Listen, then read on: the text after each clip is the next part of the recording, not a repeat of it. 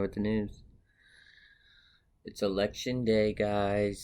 Super Tuesday. Or I don't even think it's Super Tuesday. I don't even know what that means, but it's election day, so it's a holiday. Yeah, I had off and I'm gonna go vote. Psych. You think it's a holiday? I think it should be a federal holiday everywhere, but I don't think that's what it's come down to. I think this CNN article says Virginia governor makes election day a holiday and expands early voting. This was in 2020. He didn't make it a federal holiday. It says he announced Sunday that he signed a series of measures into law aimed at expanding access to voting in the Commonwealth. The new legislation will establish Election Day as a holiday, remove the requirements that voters show photo ID prior to casting a ballot. Okay. It says expand early voting to be allowed 45 days before an election without a stated reason. That's an interesting way to do it. I don't see why photo ID would be bad for voting, but that's what he decided. That's what Northam decided in Virginia. He was our old governor. Now we have Youngkin. It says several states and cities have already made Election Day a civic holiday, including Delaware, Hawaii, Kentucky, New York. State offices typically close, though it depends on the state whether employees are entitled to pay time off. I know in Illinois, it says Illinois also celebrates General Election Day as a holiday. However, this date is not included in the list of federal holidays for 2023 in Illinois. So that was their ruling, or their bill or law, whatever, that they implemented, looks like last year. I know a lot of people are voting. I know a lot of people who aren't voting. And they say it's your right to vote. That's what they say. There's several bills and amendments put in place to give you that right to vote. Start with one, the 15th Amendment. And these aren't part of the Bill of Rights. The Bill of Rights should be the amendments 1 through 10. This came obviously way later. It's the 15th Amendment. The right of the citizens of the United States to vote shall not be denied or abridged by the United States or by any state on account of race, color, or previous conditions of servitude. So obviously that had to do with slavery and the color of your skin. Basically saying just because you're a certain color doesn't mean you have the right to vote or not vote. Everyone should have that vote. I agree. It is your right to vote. If you choose to use that right, that's on you. You don't have to vote. I don't think it makes you less of an American. If you want to do it, go do it. I encourage everybody to do it. And if you don't want to do it, don't do it. I mean, I encourage everybody not to do it. Like, freedom's beautiful. Another amendment was implemented. It was called the 19th Amendment. It says the right of citizens of the United States to vote shall not be denied or abridged by the United States or by any state on account of sex. So I assume this has to do with women's suffrage and their right to vote. Which, again, that's a good one. I mean, should be allowed to vote whatever you identify as or whatever you're born as or whatever. If you're of age, you should be able to vote. Which I think leads to the 26th Amendment. It says, 26th Amendment to the United States Constitution established a nationally standardized minimum age of 18 for participation in state and federal elections.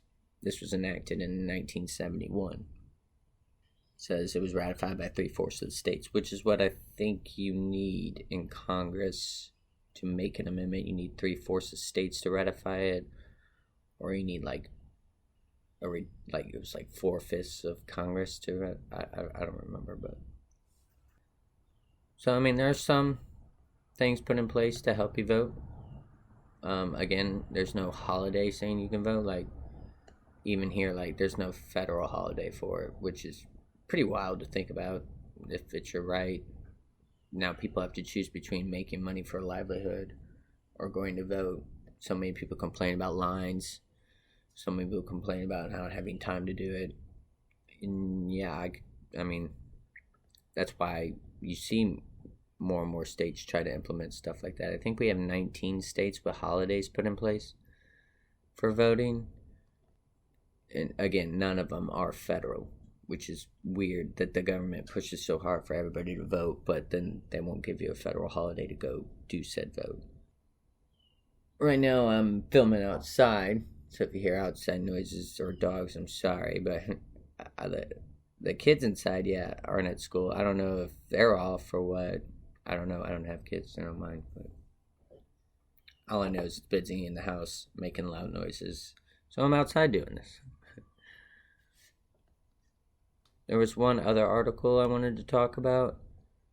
This comes out of the AP News. It has to do with voting. I don't know if we're allowed to talk about this. I know during the 2020 election, it was very no to talk about this. But this is an article out of the AP News. I don't have an opinion. I have an opinion, but I'm just journalist reading the news, dude. Like, it says Connecticut judge orders new mayoral primary after surveillance videos show possible ballot stuffing. Oh boy. And because we were just talking about the one in Virginia, what Northam said. He said remove the requirement of voter ID and expand early voting to allow 45 days before the election. So I imagine that would also be early voting in ballot boxes and stuff like that, which seems to be a problem for what happened in Connecticut. So they're going to have to redo a whole mayoral primary based on surveillance videos that show what they deemed as ballot harvesting. It says Judge Wednesday tossed out results of a Democratic mayoral primary in Connecticut's largest city and ordered that a new one be held, citing surveillance videos showing people stuffing multiple absentee ballots into outdoor collection boxes. The ruling came 6 days before the general election, creating a perplexing scenario in which voters will decide the outcome of Bridgeport's mayoral election on November 7th, then be asked to return to the polls later that day, undetermined date, to choose the rightful Democratic nominee in that very same race. In his ruling Wednesday, Superior Court Judge William Clark addressed the incongruity by saying he lacked the authority to postpone or cancel the general election. That is true. Yeah, you probably don't have that power. However, he said he had seen enough evidence of malfeasances to order a rerun of the September 12th primary in which incumbent Mayor Joe Ganim defeated challenger John Gomes by 250 votes. The volume of ballots so mishandled is such that it caused the result of the primary election to such serious doubt and leaves the court unable to determine the legitimate result of the primary, Clark wrote in his ruling. Wow, that was a lot of news, a lot of information. So yeah, it is your right to vote. Go vote. But now we have other things in play. And obviously, Fox had to deal with the Dominion lawsuit. They were making some claims, too, about ballot stuffing and just hacking and something about the computers. I don't know. I'm not saying it because I know, like I said, lawsuits involved. I'm just telling you the news. But I think we can all agree we want our vote to count. We want our votes to be fair. We don't want any tomfoolery going around or Jim Crow laws or whatever any news agency wants to spit out. Obviously, everybody should go do it. If you want to do it, go do it. I'm lucky I actually have the day off. I don't know, he gave it to me, which, now thinking about it, we probably should have given it to somebody who would actually go vote. But no, I'm not going to go vote. I definitely have feelings about it, mixed feelings. Can't really give my full opinion on it. I think there's a lot of problems in America, and voting is definitely one of them.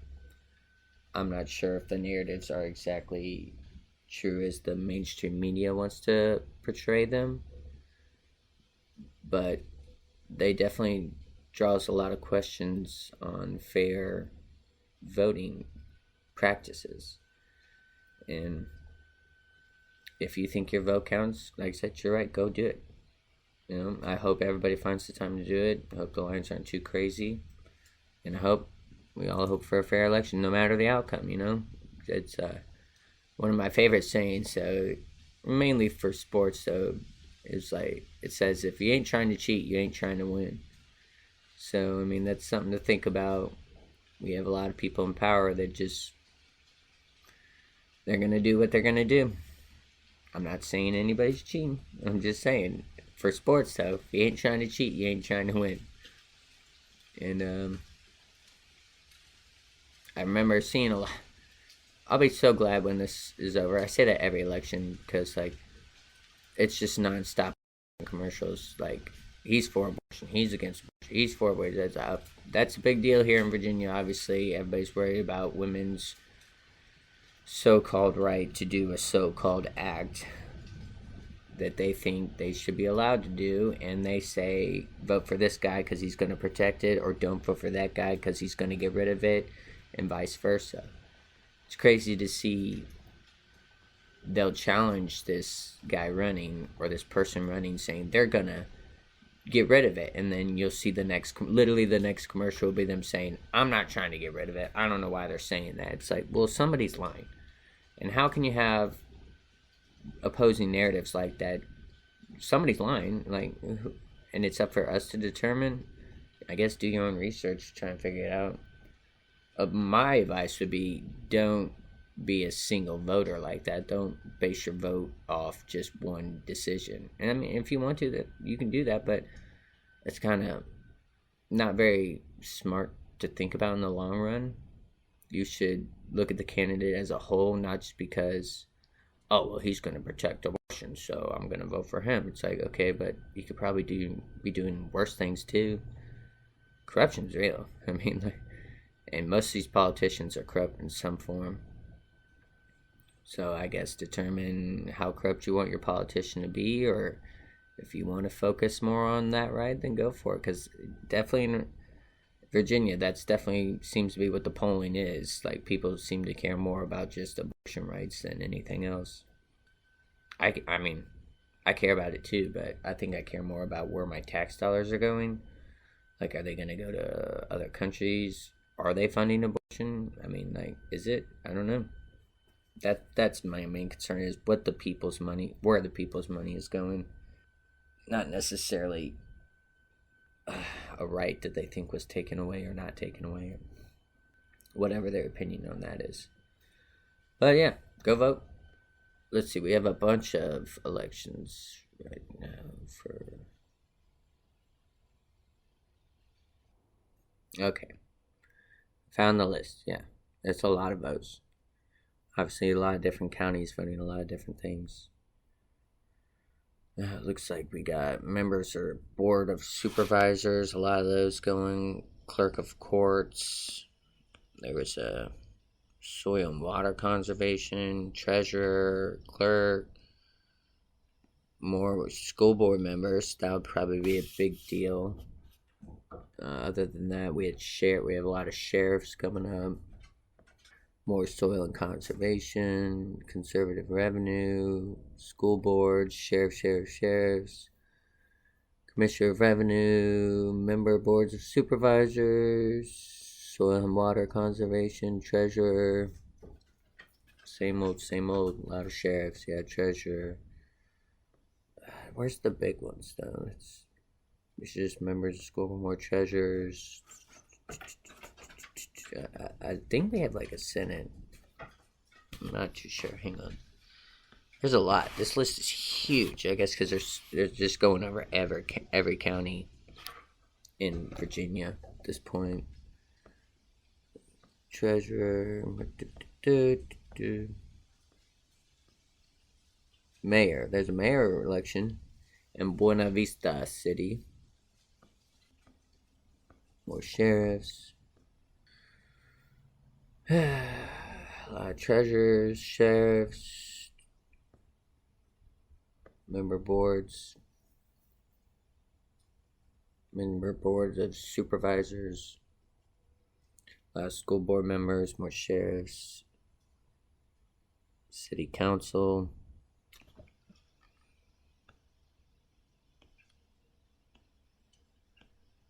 more mayors. In Clark County, there's a mayor election.